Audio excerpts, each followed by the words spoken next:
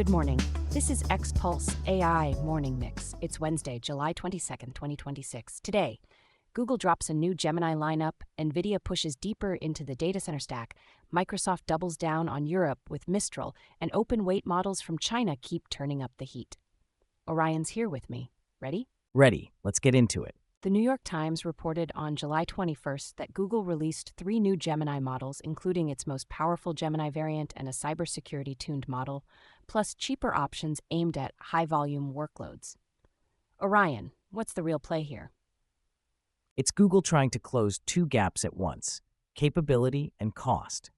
The top model is about staying in the same sentence as the frontier leaders, while the lower-cost models are about winning procurement cycles, where price, latency, and throughput decide who ships. Cybersecurity-tuned sounds specific. Who's that for? Security teams and managed service providers who want a model that's more reliable at threat intel, triage, and detection workflows. Think fewer hallucinated indicators, better handling of logs and alerts, and safer defaults. Basically, a model that's less likely to click the suspicious link. Does this change the competitive dynamic with OpenAI and Anthropic? It tightens it. Enterprises increasingly pick a portfolio: one model for best, one for cheap, one for sensitive domains.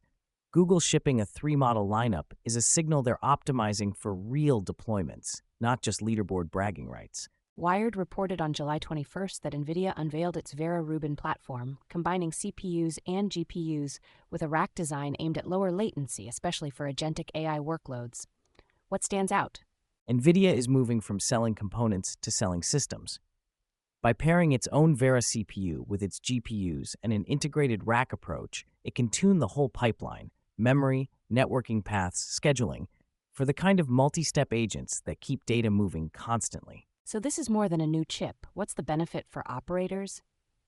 Predictability, lower latency, and less overhead when you're coordinating lots of small model calls, tools, and retrieval steps. And it nudges customers toward buying more of the stack from one vendor, which simplifies deployment but can raise switching costs. Is the CPU angle a big deal? Yes. CPUs are the control plane for a lot of AI infrastructure. If Nvidia owns that layer too, it can optimize end-to-end performance and capture more margin. It's also a direct challenge to incumbent server CPU ecosystems. Microsoft News announced on July 21st a multi-billion-dollar expanded partnership with Mistral to grow Azure AI infrastructure in Europe and to offer Mistral models like Medium 3.5 and OCR4 through Azure Foundry. What's new versus a typical cloud model listing? The key phrase is deployment flexibility: cloud, cloud-connected, and fully disconnected environments. That's a direct pitch to regulated industries and critical infrastructure, places that want modern models without sending sensitive data off-site and without legal ambiguity across borders. Why does this matter specifically in Europe? Europe's regulatory and data sovereignty expectations are stricter and more fragmented. Microsoft partnering deeply with a French AI company gives buyers a local plus hyperscaler story: familiar enterprise tooling, but with a regional model provider and more controllable deployment patterns.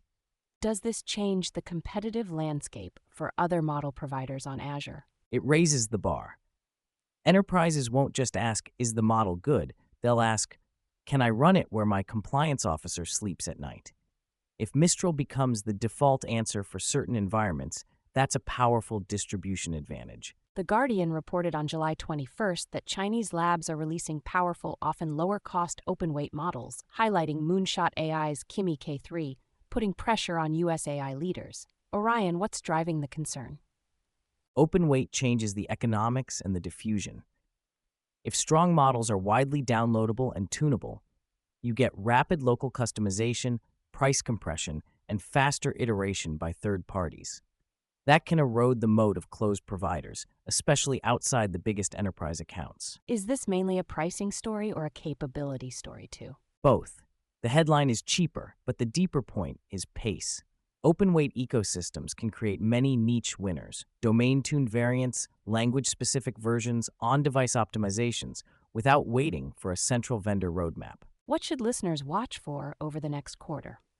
2 signals: adoption by credible developers, not just benchmarks, and whether major cloud platforms make these models first-class citizens with tooling, guardrails, and enterprise support. Distribution is where open-weight models become unavoidable. BigGo Finance reported on July 21st that Nvidia unveiled Spectrum-6, a 102.4 terabits per second Ethernet switching platform, with Microsoft, Tesla, and xAI named as early adopters. Why is a switch making headlines? Because networking is now a limiter. As training and inference scale across thousands of GPUs, you can have plenty of compute, but still waste it waiting on data movement. High bandwidth, low congestion switching becomes the difference between we bought GPUs and we can use them. And the early adopters list, what does that tell you? They're building at extreme scale. If you're talking gigawatt-class infrastructure, the network architecture is as strategic as the model. Also, it's Nvidia reinforcing a pattern. If a bottleneck emerges, interconnect, switches, system design, they want to be the vendor of record. Does this push the industry toward Ethernet over other approaches? It strengthens Ethernet's case for broad deployment, more standardization, more vendor interoperability. But hyperscalers will still mix and match. The bigger story is the AI factory is now a full-stack engineering project, not a shopping list.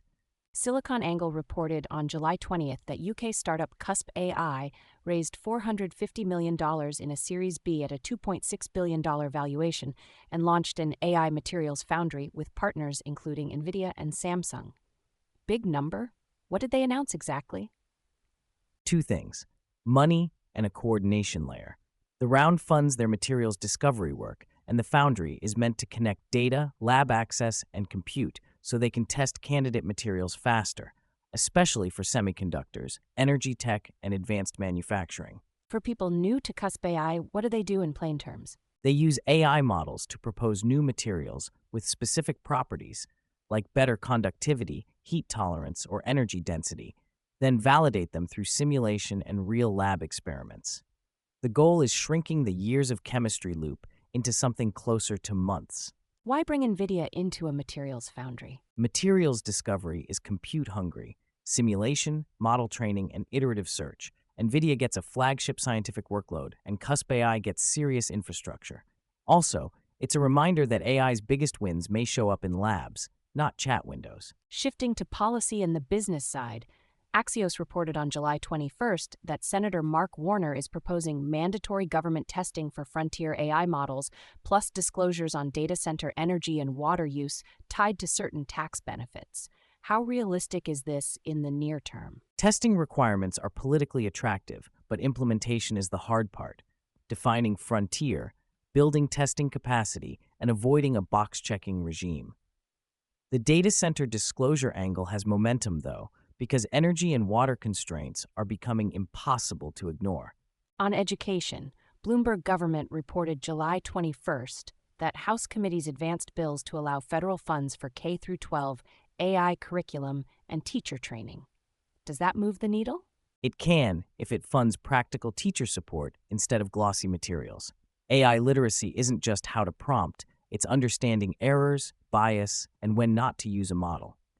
If schools treat it like basic computer literacy, it becomes a workforce pipeline issue. Meanwhile, CNBC said OpenAI and Anthropic spent a combined $3.17 million lobbying in Q2, and Politico reported their split on a Massachusetts AI safety bill, OpenAI backing narrower rules, Anthropic pushing tougher ones. What's going on? Regulation is no longer theoretical, so firms are shaping the contours. The split signals different risk tolerance and business strategy.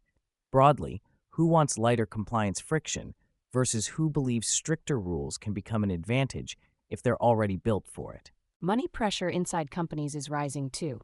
Gartner on July 20th said 45% of CFO AI spend targets productivity, only 20% targets decision quality, and CFO Dive on July 21st said 92% feel pressure to prove AI ROI.